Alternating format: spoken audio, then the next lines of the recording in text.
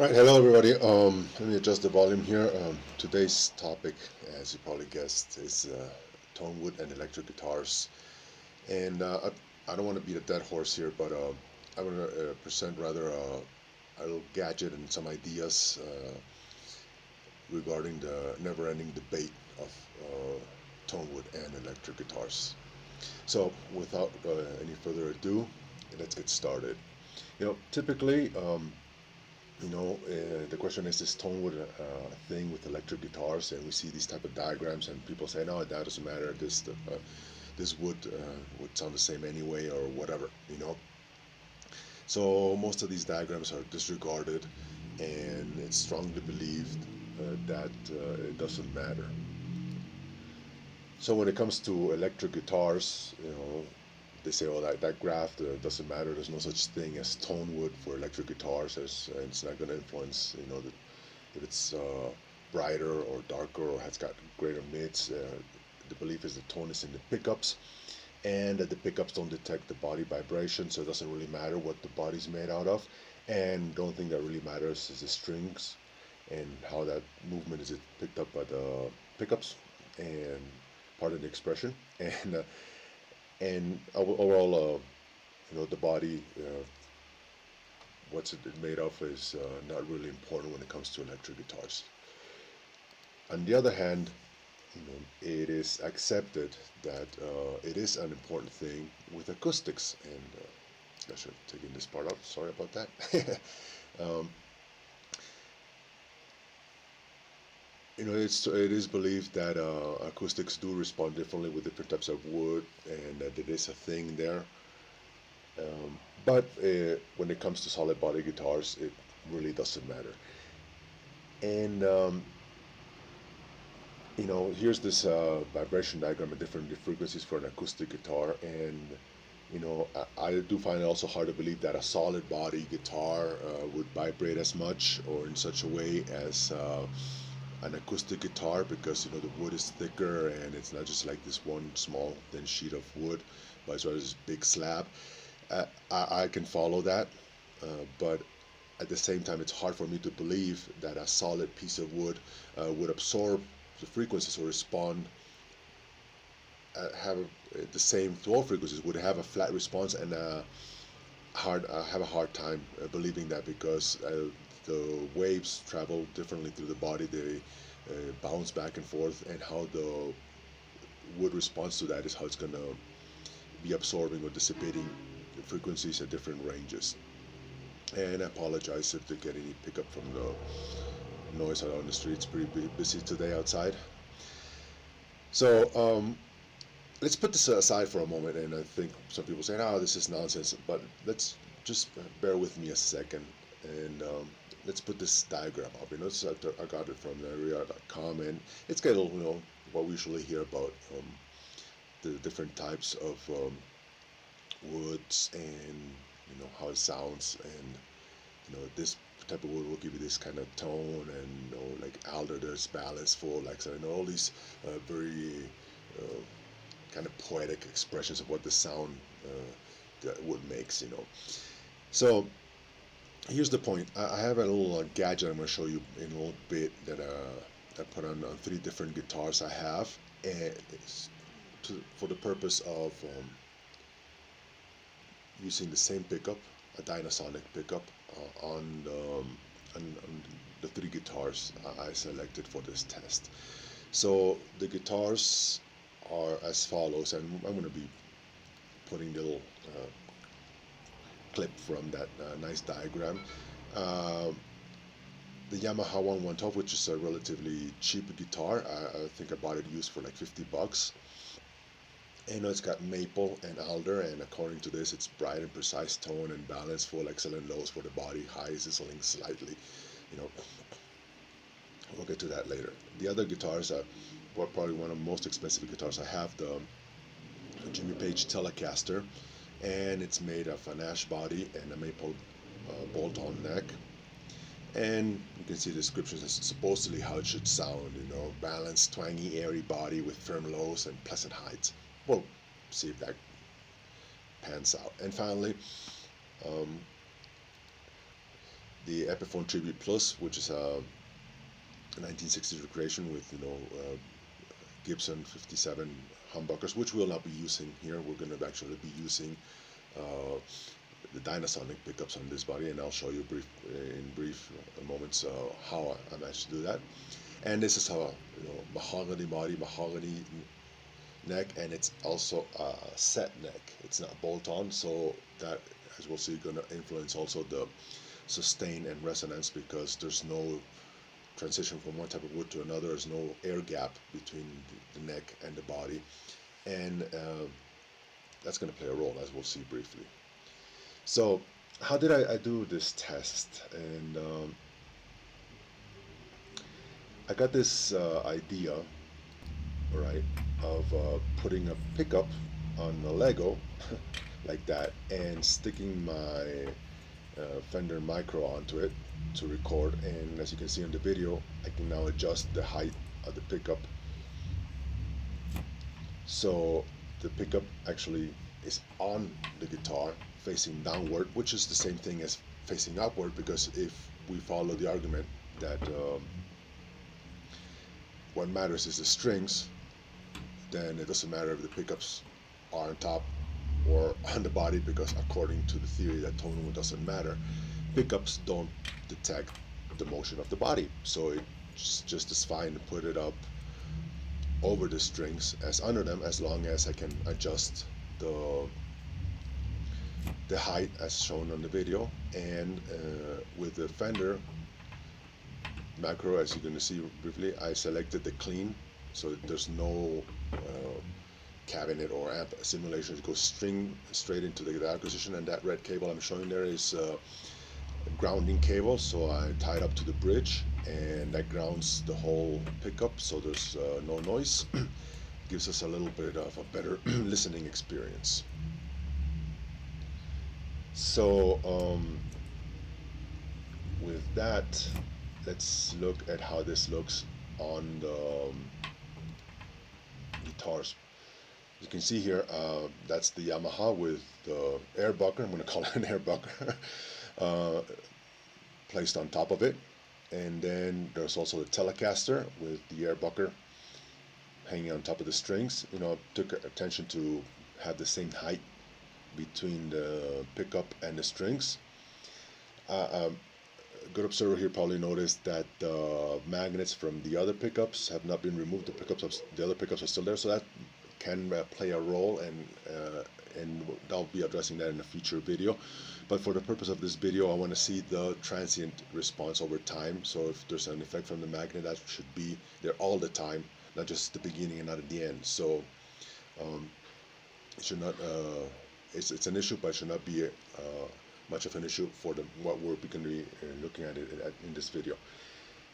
And as you can see, since the part is movable and the poles can adjust the height, they can compensate for the curvature of the Les Paul, and also the length. I always kept the pickup at the same distance from the bridge.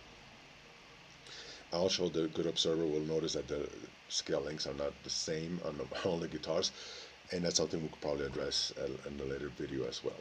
So how does this sound? I took 5 seconds worth of clips on Audacity here, and we're going to listen to that and see how it actually sounds. So let's listen to the first second on each of the guitars. Alright, I'm going to put this Yamaha solo and make it play.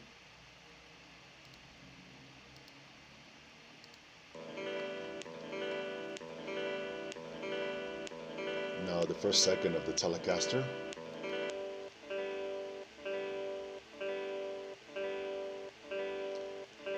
And the first second of the Les Paul.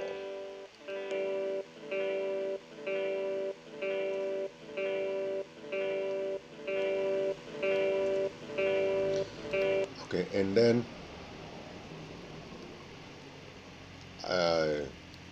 let's take the next second. Sorry about that.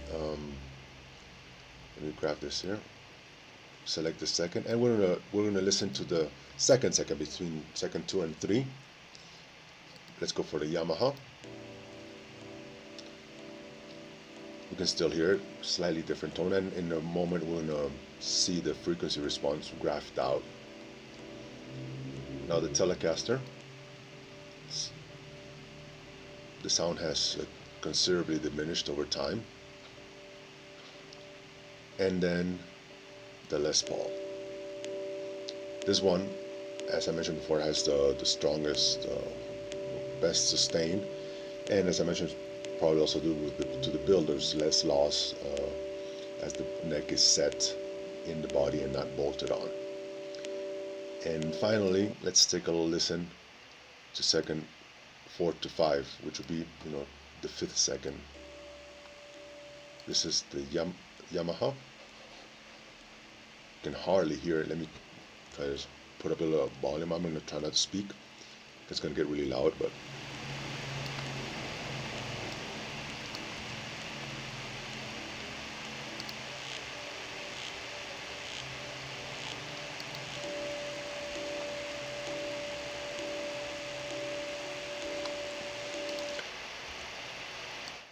so as you probably heard last on the Les Paul was still going even 5 seconds into it, and way better than all the other guitars. With that being said, now you got a little sample of each recording in different periods of the signal, the 1st second, the 3rd second, and the last second, and noticed the intensity and probably the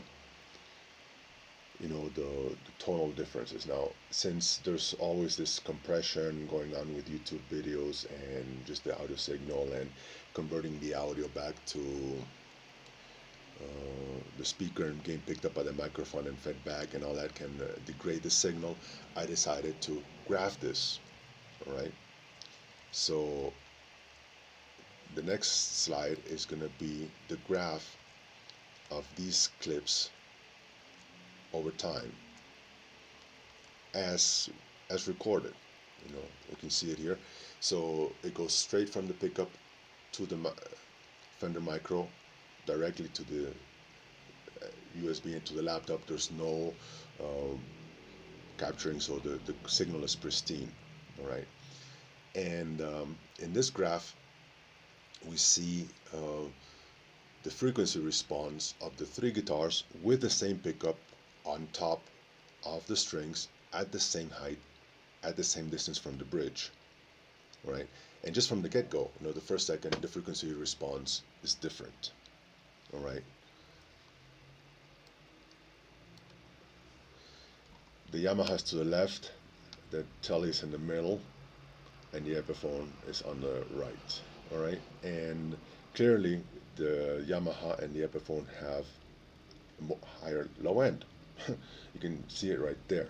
And what's interesting here, it's one of the things that is seldom addressed in these Tonewood Doesn't Matter videos, is how the frequency response progresses over time. What I mentioned, how does the body sustain frequencies at different ranges. And as you can see here, during the 3rd second, all the signals drop clearly, as we would expect. That it's diminishing, but it's not the same. For example, on the 3rd second, the Yamaha has a substantial loss. Like you can even see the plateau there between 400 hertz and 1000 hertz. It's just dropping. And on the 5th second on the Yamaha, that like step between 400 and say 800 hertz keeps dropping, while the lower end, the 400 to 100 and lower, it stays pretty high. On the Epiphone side, we see the lower end drop, but the range between 1,000, 2,000, it's 400 and 1,000 is still going strong.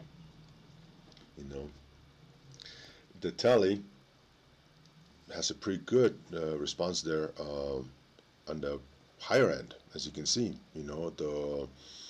It starts between 1,000 and 3,000, and it kind of gets there, whereas the Yamaha loses a lot of signal there at the 5th second. The Yamaha is still pretty strong in the low end, but it lacks substantial amount of signal between 1000 and 3000 hertz. The same thing applies for the Epiphone, you know.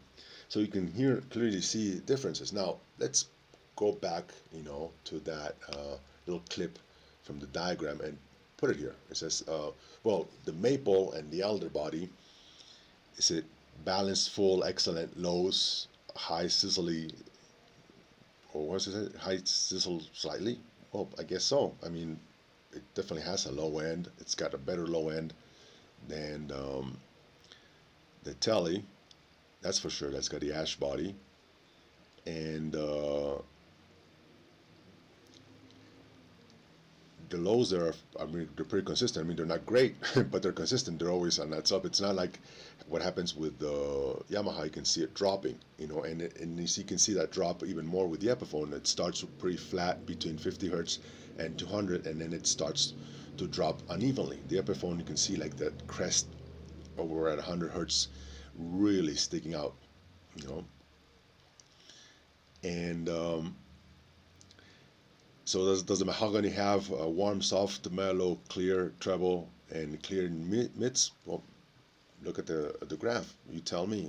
I mean, definitely it's consistent. It's just staying there between 400, 200 to 400. That's pretty much level. Whereas the other one, you know, the Yamaha, that range between 400 and 1000 hertz just collapses relative to the others. So there you have it.